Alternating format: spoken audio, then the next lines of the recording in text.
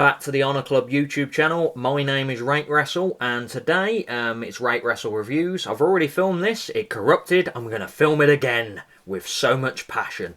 So today we've got GCW Cage of Survival, and then we're going to do Deadlock Pro Wrestling's No Pressure. I watched that this morning, and I think GCW watched on Monday or Tuesday. So we're going to get straight involved. So you've got AJ Gray, Mike Bailey, Cole Raderick, Jimmy Lloyd, Jordan Oliver, Akira and Nick Wayne. So a 7-match scramble. This was pretty much a good old everyone gets their crap in. Gray takes out everyone. Everyone started to get their crap in at that point. Gray started doing a chop-a-thon. The big part of this matchup was the Bailey versus Gray standoff. There was annoying parts because everyone was just waiting outside for their spot. You could literally, I think it was Nick Wayne, was just sitting there on the apron just waiting for his spot. There could be a roll-up in the ring, and he's just like, yep, this is not my moment. Which was like, they need to get on and figure something out with scramble matches. Just can't, or just be on the other side where the camera's not panning. So there was quick one moves from everyone at this point, and Gray did a murder lariat to pick up the win. I'll rate this 2 3/4. Good kick off the show, not amazing, but it was fun to see. Then we had Lufisto versus Masha Slamovich. I've only seen a few Masha squash matches, and this is surprisingly, my first Lufisto matchup. There was a jump start from Lufisto because she's healing it up in this. She hit like a schoolboy, a hip attack that followed by a cannonball, I believe. I'm sure it was she did that. Masha's got some great strikes, like she was full on laying out Lufisto in this match. There was a Northern Lights driver which got a near fall. Tiger driver got a near fall straight after that, and they ended up with a package pile driver that Slamovich kept hinting at, and she eventually hit it. Rate that 2 3/4 as well. Good matchup. It was fun to watch. So followed up by this, we had Iron Beast, which I'm a big fan of. KTB and Shane Mercer are just brilliant together. And Second Gear Crew, the faction represented by Warner and Justice. This just needed more time. Was getting proper into it, and it just stopped, it felt like.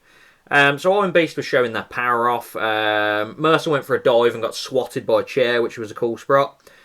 Justice got thrown off the top rope for a stack of chairs, which was nice. Mercer, I think, deadlifted, I think it was Warner into the ring for a suplex.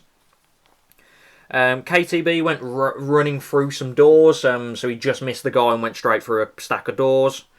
Mercer was getting wailed on by doors and chairs. There was spear near fall from Justice. Then Mercer got both of them up on his shoulders, and the other guy hit a double blockbuster, which was a cool spot, especially for Mercer that lipped up 2 guys. And it ended with a suplex through a table, which was slightly botched. So Second Gear picked up the win. I rate this 2 3/4.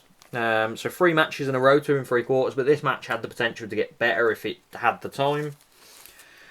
This was followed up by Joey Janela versus Sawyer Wreck. This is my second Sawyer Wreck match, and I'm already blown away by how she looks. She looks like a star, and she's got a good ability as well.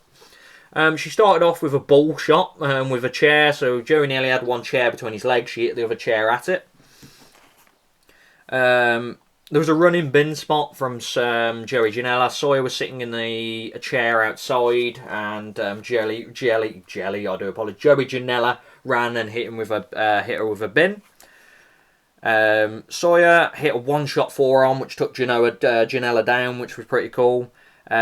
She slammed him through a doorway, I think it was a DVD, which she was trying it. She hit a flatliner choke slam for a near fall. There was a chop battle between them, then she hit a choke slam bomb. She then got double foot stomped through a table, which was cool, which had a near fall for that. Forearm battle again after that. Super kick from Janela, which ended up with a near fall, and then she ended up winning with a top rope suplex, like top rope choke slam through the door. I rate that 3 1/4 stars. Like, it was a fun matchup and definitely one you need to check out. And Sawyer Wreck, if you get to see her, definitely see her. And Joey Janela's always been good in GCW. Cardona and Christian was just there, so Cardona was injured, so this wasn't really a matchup. Green got laid out, Cardona got laid out, and Christian picked up the win. It was just a 1/4 star because it was just the injury thing, so it lasted about 10 seconds. My match of the night, Rina Yamashita and Toru Segura versus Chikople and Medio Extremo. This was just insane. Like, there was light tubes flying everywhere. Rina and Toru was busted up in like the first few minutes. Light tube clotheslines, spinning spinebuster bombs, forearm tubes, flipping testicular claw by one of the guys, by Rina on one of them, and then they did a vagina claw, I'd call it, which looked a bit weird. Superplex through the table in the corner, one of them hit a dead eye for a near finish. Flog splash through the tubes, I think that was Miedo. Then there was just crossbody through the tubes, 450 near falls, German near falls. It was insane. Then there was a super drive at the end, which I think that ended up with the Ciclope Miedo picking up the win. Rated that 4 stars. Like, it was definitely a good matchup. I'd say a good matchup. It was a great matchup. 4 stars. Are definitely checking out. And big fan of Rena from my time into TJPW, like the deathmatch stuff there. I don't know if she was TJPW actually. The death stuff she does there. Or is that in like Ice Ribbon? I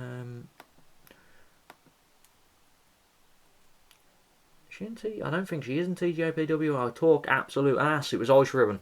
So I do apologise. And then this followed up on the main event, which I was more lacklustre than I was expecting a bit more from the guys. Like, I'm a big fan of both of them. John Wayne Murdoch I'm a big fan of, and Alex Clonchus, a veteran.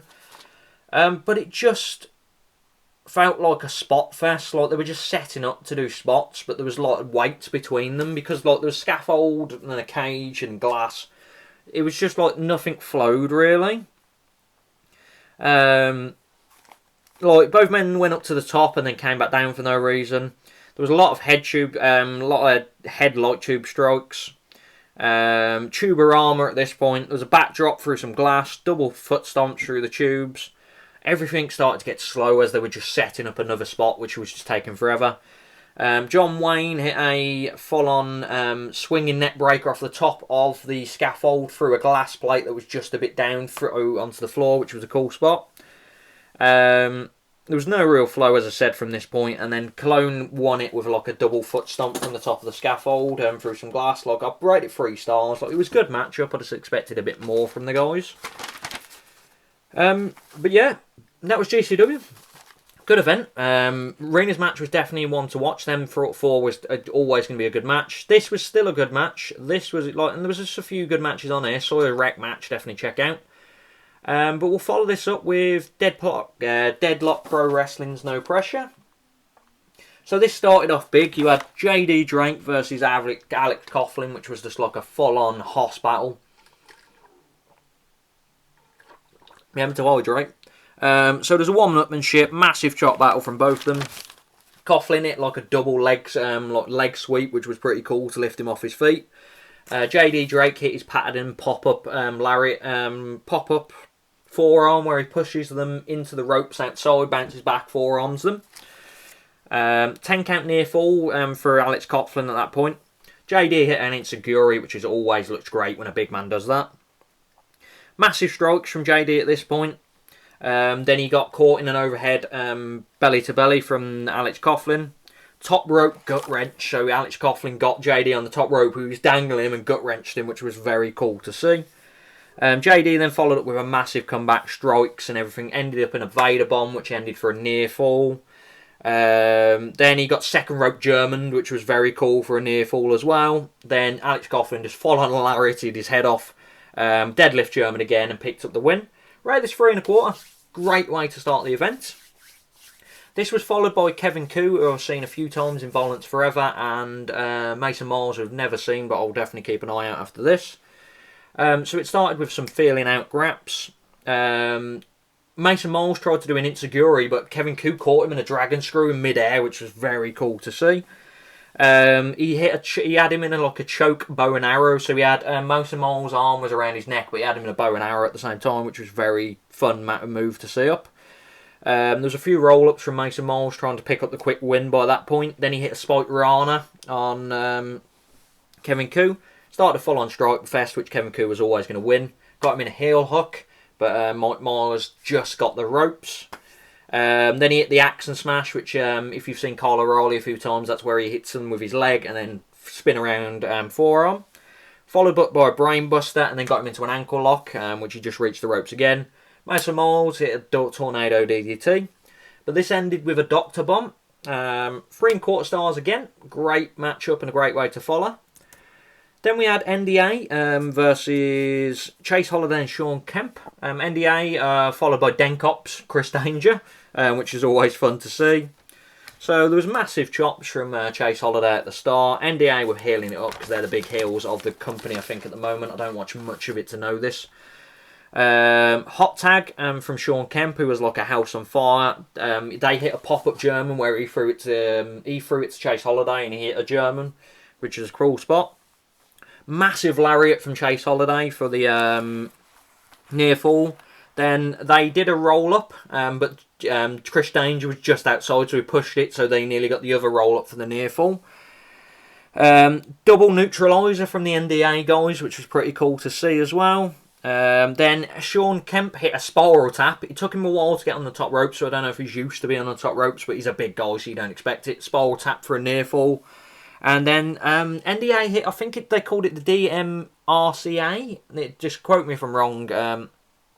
For the pickup win, I rate this 2 3/4. I wasn't invested as I wanted to be in this matchup, but it was still a fun matchup. Then this followed by a match which was good. It just felt like it went on forever. I know that's a weird kind of counter thing to saying.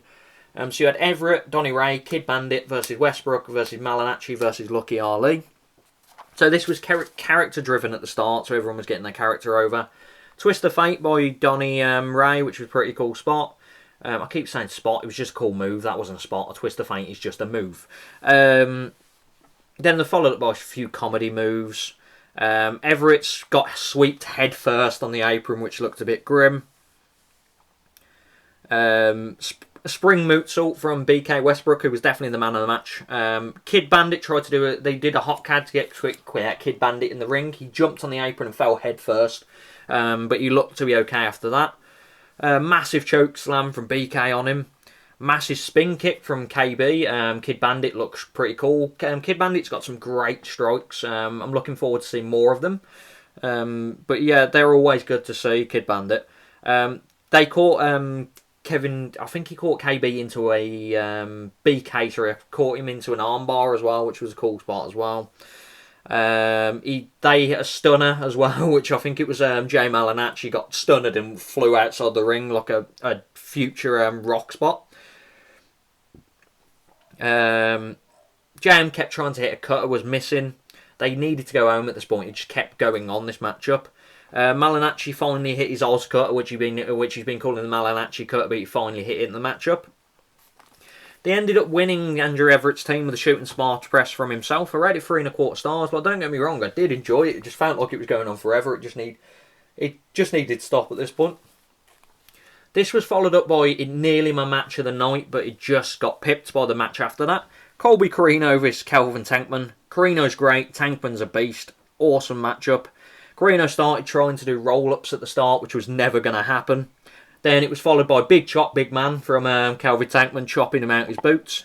Gigantic Beal at this point, reminding me of the good old Keith Lee Beals. They started fighting over a phone outside, like they were trying to record each other doing a move, but then it just stopped. It was a bit odd. Strike battle, spinning back elbow from Tankman. Colby then hit a DDT to kind of slow the match down, followed by a Canadian on Tankman, which is always good to see a big man take a Canadian. Hit an elbow drop for a near fall then. Then he hit a top rope Poison Rama, which looked, not top rope, second rope Poison Rama, which looked grim. And then Tankman just went full on Tankman smash, pop up elbow hit, then he hit the protect your neck for a near fall, then a top rope driver just to kill the man. 3 1/2 stars. Very good matchup. Definitely go check it out.